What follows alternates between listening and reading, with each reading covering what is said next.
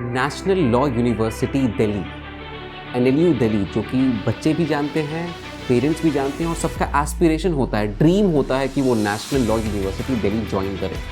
अब NLU दिल्ली बाकी सारे 22 नेशनल लॉ यूनिवर्सिटीज़ की तरह ये भी एक नेशनल लॉ यूनिवर्सिटी है और इन टोटल इंडिया में 23 नेशनल लॉ यूनिवर्सिटी है। लेकिन इन्होंने डिसाइड किया कि स्टार्टिंग से ये अपना एग्ज़ाम अलग से कंडक्ट कराएंगे। इनका रीज़न ये था कि प्रॉपरली इनका कंट्रोल होगा कि ये बहुत ही अच्छे लॉ एस्पिरेंट्स को चूज़ कर पाएंगे जो कि फ्यूचर में काफ़ी अच्छे लीगल प्रोफेशनल्स बन पाएंगे, और इसीलिए इन्होंने डिसाइड किया कि ये लोग क्लैट के अंदर नहीं आएंगे। लेकिन इसके वजह से काफ़ी डिफ़िकल्टी हुई। सबसे पहली डिफ़िकल्टी ये है कि बच्चों को नेशनल लॉ यूनिवर्सिटी में जाने के लिए 2 एग्जैक्ट डिफरेंट पैटर्न पे प्रिपरेशन करना होता है। अब NLU दिल्ली का जो पैटर्न है वो डिफरेंट है, क्लैट का जो पैटर्न है अगेन वो डिफरेंट है। अगर हम लोग क्लैट के बारे में बात करें तो क्लैट ने अपना सिलेबस 2020 में चेंज किया, लेकिन जब उन्होंने चेंज किया तो प्रॉपरली उन्होंने बताया कि चेंज करने का रीज़न क्या था। सबसे पहले उनके स्पोक्स पर्सन्स ने, उनके कंसोर्टियम के लोगों ने बार बार आके वीडियो में बच्चों के मन में जो भी डाउट्स चल रहा था उसको प्रॉपरली क्लियर किया कि भाई क्यों हम लोगों ने पैटर्न चेंज किया है, क्या रीज़न है और किस तरीके से पैटर्न चेंज हुआ है।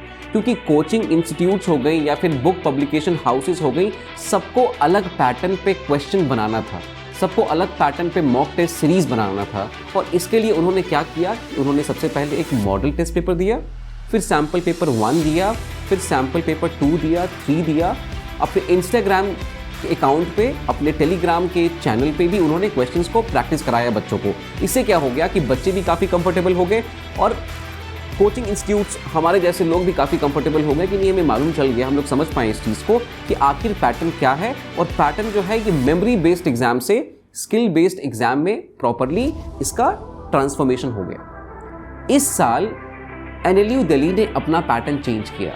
सबसे पहली की बात कि किसी ने, मतलब मुझे समझ में ही नहीं आ रहा कि ये हो क्या रहा है, किसी भी इंडिविजुअल ने ये बताने का कोशिश भी नहीं किया किसी भी प्लेटफॉर्म के थ्रू कि पैटर्न चेंज उन्होंने क्यों किया। क्योंकि क्लैट ने पैटर्न चेंज किया इसलिए आपने पैटर्न चेंज किया, या फिर कोई और लॉजिक था? क्योंकि आप एक बहुत ही रिस्पेक्टेबल इंस्टीट्यूशन है, people look up to you. मतलब सो मेनी, मतलब क्लैट में जाना, मैं किसी भी क्लैट एस्पिरेंट से अगर मैं बात करूं तो आप देखिएगा कि मतलब क्लैट में जाना हमेशा, मुझे भी ऐसा लगता है कि ईजियर है as compared to national law university Delhi. और ये सिर्फ इसलिए नहीं है क्योंकि वो बस एक स्टैंड अलोन यूनिवर्सिटी है जिसमें नंबर ऑफ सीट्स कम है, बट अगेन आपकी डिफिकल्टी लेवल भी जो आपके पेपर्स की होती है वो अगेन सिग्निफिकेंटली डिफरेंट है और डिफिकल्ट है क्लैट के कंपैरिजन में। लेकिन जब आपने अपना पैटर्न चेंज किया तो ये सर आपका रिस्पॉन्सिबिलिटी होता है। आप लोग जो एप्लीकेशन फॉर्म लेते हैं उसका दाम अगर बात करें मैक्सिमम स्टूडेंट्स के लिए, मैक्सिमम कैटेगरी ऑफ स्टूडेंट्स के लिए, तो वो 3050 रुपीज़ है, और SC और ST कैटेगरीज के लिए ये 1050 रुपीज़ है। ये कम नहीं होता है, ये काफ़ी ह्यूज अमाउंट है। और मुझे बहुत हद तक, मैं आज भी मानता हूँ कि क्लैट और ईलेट जो है एक लीगल प्रोफेशन में एंट्री है, और हमको लगता है कि हम लोगों को एक्सेसिबिलिटी इंक्रीज करना चाहिए। और कैसे कर सकते हैं, मतलब one of the ways through which we can increase accessibility of students into this profession is to decrease the amount that you charge for the application fee. चलिए छोड़िए इसकी बात, आपका एप्लीकेशन फ़ी स्टार्टिंग से ही था। आपका 10 रीज़न हो सकता है कि स्टेट यूनिवर्सिटी से फंडिंग आता है, शायद और कहीं से फंडिंग नहीं आता, 10 और रीज़न होगा, मैं उसके अंदर नहीं जाना चाहता हूँ। मुझे बस यही क्वेश्चन है मेरा कि जब आपने पैटर्न चेंज किया, प्रॉपरली आपने मैथ्स को हटा दिया, प्रॉपरली आपने लीगल को हटा दिया, आपने 3 सेक्शन रखा। एक सेक्शन जो था वो इंग्लिश था, जो पहले 35 मार्क्स का था, अब वो 50 मार्क्स का हो गया। उसके बाद जीके था, जीके पहले 35 मार्क्स का था, अब वो 30 मार्क्स का हो गया। और सबसे बड़ा जो चेंज आया है वो लॉजिकल रीजनिंग में आया है। लॉजिकल रीजनिंग पहले 35 मार्क्स का था, अब 70 मार्क्स हो गया है। लेकिन कहानी यहाँ पे ख़त्म नहीं होती है। आपने लॉजिकल रीजनिंग के अंदर ये बात लिखा है कि नहीं, we will continue to ask legal reasoning questions to test not the legal knowledge of students but to check the logical और analytical aptitude of the students.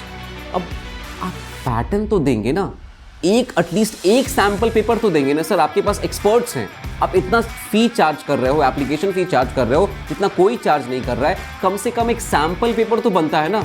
कैसे मालूम चलेगा? मैं देख रहा हूँ कि कोई भी कोचिंग इंस्टीट्यूट, कोई भी स्टूडेंट, मैक्सिमम स्टूडेंट्स जो है कंफ्यूज है इस चीज़ को लेके अगर मैं बच्चे का अब बहुत ही जेन्युइनली मैं ये बात को पुट कर रहा हूँ कि अगर मैं अपने स्टूडेंट्स को एनएलयू दिल्ली के लिए प्रिपेयर कराना चाहता हूँ तो मुझे पता है कि सेक्शंस वही है, लेकिन सेक्शंस के अंदर क्वेश्चन टाइप्स का डिस्ट्रीब्यूशन कैसे है, कौन कौन सा क्वेश्चन टाइप्स आप लोग इंक्लूड कर रहे हैं या फिर एक्सक्लूड कर रहे हैं। और सबसे पहली बात तो यही है जो मैं बार बार रिपीट कर रहा हूं कि पैटर्न चेंज करने का रीजन क्या है, क्यों पैटर्न चेंज किया आपने, क्या लॉजिक है पैटर्न चेंज करने का, क्या रैशनल है पैटर्न चेंज करने का। आप बच्चों को बताएंगे ना। हम लोग वेट कर रहे हैं जनवरी से कि एक सैंपल पेपर आएगा। सर आपके पास तो पूरा एक्सपर्ट्स होना चाहिए, जो लोग इस पेपर को मतलब प्रॉपर एक कमिटी होगा, प्रॉपरली लोगों ने डिसाइड किया होगा, ब्रेनस्टॉर्म किया होगा कि नहीं हम लोग पैटर्न चेंज करेंगे, ये लॉजिक है, ये ऑब्जेक्टिव है जो कि पैटर्न चेंज करने से फुलफिल होगा। तो जब ये सारा कुछ अगर आपके दिमाग में क्लियर है तो आप इस बात को बच्चों को एक्सप्रेस क्यों नहीं कर रहे हैं। मैं अपने बिहाफ पे या फिर मेरे जितने भी लोग पूरे इंडिया में क्लैट या ईलेट की कोचिंग इंस्टीट्यूट चला रहे हैं, मैं सारे के बिहाफ पे ये बात कर रहा हूँ, सारे बच्चों के बिहाफ पे ये बात कर रहा हूँ कि प्रॉपरली हमें एक सैंपल पेपर चाहिए, सैंपल पेपर आपको देना चाहिए हमें, ताकि हम लोग प्रॉपरली जान सके कि क्या है क्या नहीं है। और ये और भी क्यों इंपॉर्टेंट है मैं प्रॉपरली बच्चों को बताना चाहता हूँ। आप लोग प्रॉपरली जाइए एनएलयू दिल्ली का जो वेबसाइट है जिसके थ्रू आप लोग एप्लीकेशन फॉर्म फिलअप करते हैं, जो भी उनका फोन नंबर दिया हुआ है कांटेक्ट करने के लिए, जो भी ईमेल दिया हुआ है कांटेक्ट करने के लिए, सब पे आप प्रॉपरली कॉल कीजिए। आपके पेरेंट्स का ये रिस्पॉन्सिबिलिटी बनता है। 3050 rupees you have paid, other students have paid 1050 rupees. It is the damn responsibility of the university to properly produce and properly show you what exactly is going to be the sample paper. NLU Delhi का paper बहुत difficult है, ये तो सब लोग बहुत बात करते हैं इस चीज के बारे में। मैं प्रॉपरली एविडेंस के साथ, if need be, I can properly prove that the questions that you give in the exam is not the original questions. You are only trying to improvise the questions that have previously come in GMAT exam, previously come in LSAT exam. अब बताइए कि एलसेट के level का आप question दे रहे हैं, GMAT के level का आप क्वेश्चन दे रहे हैं और क्वेश्चन को डिफिकल्ट बना रहे हैं। मतलब मुझे ये समझ में ही नहीं आ रहा है कि आपका ऑब्जेक्टिव है क्या। बच्चा क्लास 11th और क्लास 12 कंप्लीट किया है, आधा से ज्यादा सब्जेक्ट जो आप प्रॉपर्ली एग्जाम में टेस्ट कर रहे हैं वो बच्चा प्रिपेयर्ड ही नहीं है, वो बच्चा अपने पूरे लाइफ साइकिल में नहीं पढ़ा है।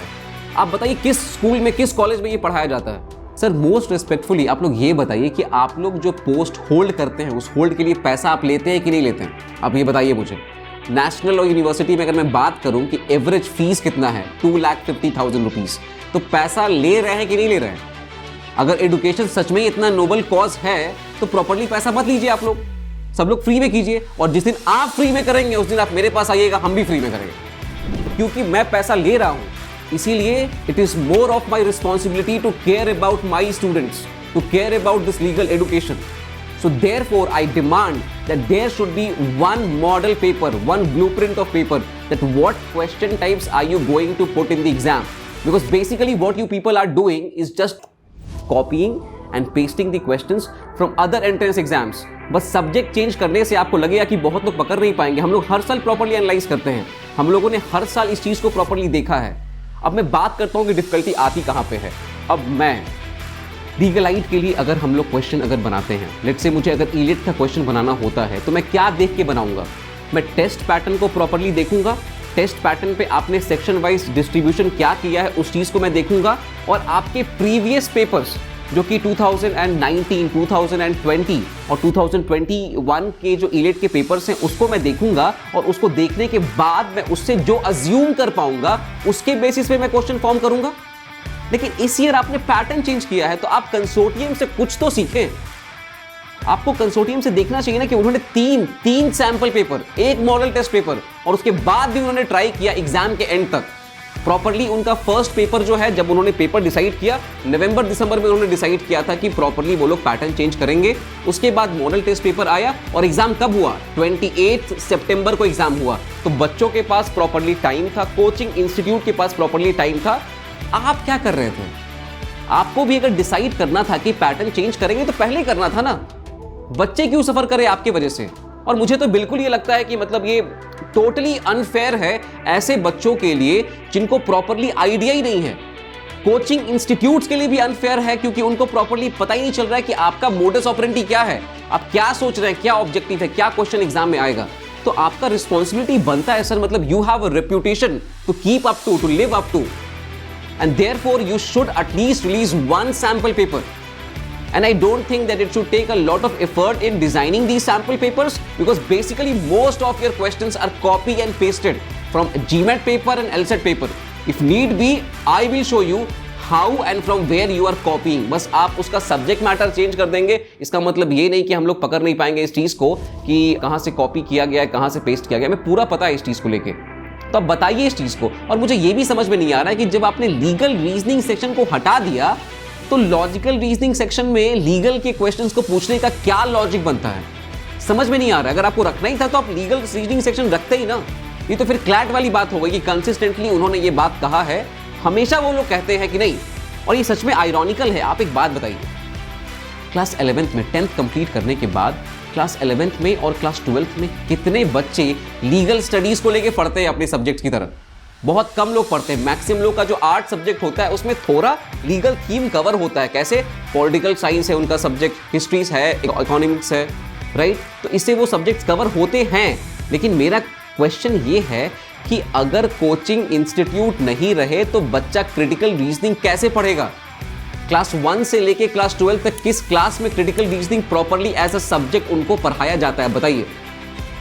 तो जब आप देख रहे हैं कि बच्चे के पास किसी सेगमेंट को लेके नॉलेज नहीं है, तो ये आपका रिस्पॉन्सिबिलिटी बनता है सर, सारे लोगों का। मतलब स्पेशली मैं रिक्वेस्ट करना चाहूँगा GS वाजपेयी सर का, जो कि रजिस्ट्रार है नेशनल लॉ यूनिवर्सिटी दिल्ली के, और दूसरा श्री कृष्णा दुआ राव जी सर, जो कि वाइस चांसलर हैं नेशनल लॉ यूनिवर्सिटी दिल्ली के। ये मेरा रिक्वेस्ट है और बहुत ही रिस्पेक्टफुली मैं ये आपसे रिक्वेस्ट कर रहा हूँ कि we need a blueprint to understand, because in English already if I see the pattern, उसमें एक कॉम्प्रिहेंशन था जो कि लगभग 5 से 8 मार्क्स के बीच में रेंज करता है अगर मैं सारे प्रीवियस पेपर्स को देखूं।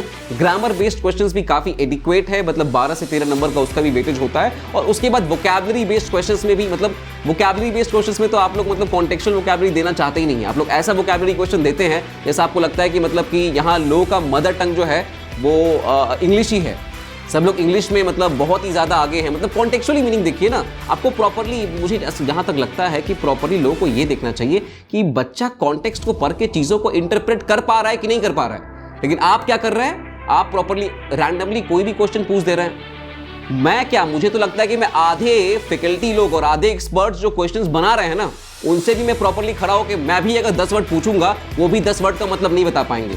तो ये तो रैंडम हो गया, ये तो लक की बात हो गई कि जिस बच्चे ने पढ़ा है, जिस बच्चे ने रैंडमली उस वर्ड को देखा है, कहीं पे किसी नॉवेल में देखा है, किसी न्यूज़पेपर में देखा है, उसको ये फेवर करेगा। और जिस बच्चे ने रैंडमली, उसका वोकैबुलरी काफ़ी अच्छा है, वो इंटरप्रेट भी कर पाता है चीज़ों को, लेकिन वो वर्ड जो आपने एग्जाम में नहीं दिया है, वो नहीं पढ़ा है, तो वो फिर कैसे करेगा, कैसे बताएगा? उसके बाद अगर हम लोग देखें, अगर हम लोग आते हैं let's say logical reasoning section में। अब लॉजिकल रीजनिंग सेक्शन में आप पजल देते हैं। मेरी बात है आपसे कि आप सब बताइए कि अगर कोचिंग इंस्टीट्यूट नहीं रहे तो बच्चा पजल किस क्लास में पढ़ता है, किस सिलेबस में? क्लास 1 से लेकर 12th में किसी भी बोर्ड में आप मुझे दिखा दीजिए कि पजल जो है प्रॉपर्ली सब्जेक्ट में है। और आपके लॉजिकल रीजनिंग सेक्शन में जो कि 35 मार्क्स के वेटेज था, मैक्सिमम क्वेश्चंस जो थे वो पजल से थे, मैक्सिमम क्वेश्चन थे वो जीमैट के थे। आप जाके प्रॉपर्ली चेक कीजिए कि जीमैट का एग्जाम कौन देता है, कहाँ जाने के लिए देता है, एलसेट का एग्जाम कौन देता है, कहाँ पढ़ने के लिए देता है, उसका एज क्या होता है, उसकी मैच्योरिटी लेवल क्या होती है, और इंडिया में ये एग्जाम कौन लिख रहा है। मैक्सिमम बच्चे जो हैं वो प्रॉपर्ली 12th के बच्चे हैं, 12th अपीयरिंग है, नहीं तो 12th के बाद वो प्रॉपर्ली ड्रॉप आउट लिए हैं, रिस्क लिए हैं, ताकि वो आपके रेप्यूटेड इंस्टीट्यूशन में पढ़ सके और लॉ कंप्लीट कर सके। तो आपकी रिस्पॉन्सिबिलिटी बनती है सर, मैं यही आपको इस वीडियो में प्रॉपर्ली बताना चाहता हूं कि the least you can do as of now to help aspirant, क्योंकि अभी प्रॉपर्ली आप देख रहे हैं कि आपका एग्जाम जून में है, राइट?